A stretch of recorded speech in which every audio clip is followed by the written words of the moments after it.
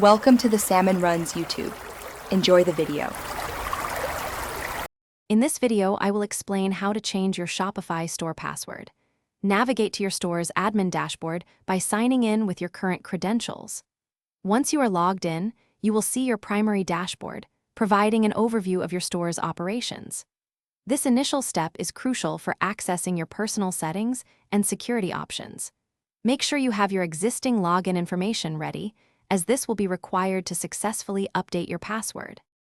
After logging into your Shopify admin, find the Settings button, typically located at the bottom left of your screen. Click this to open a new menu of options. From there, select Users and Permissions. This section manages all staff accounts and their access levels. Now, choose the specific staff account whose password you intend to modify. You will see its details on the next page. On your staff account page, you will see an option labeled Change Password. Click this button to begin the update process.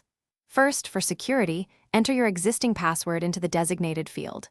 Then, type your new, strong password, ensuring it is at least 8 characters long and includes a mix of uppercase and lowercase letters, numbers, and symbols.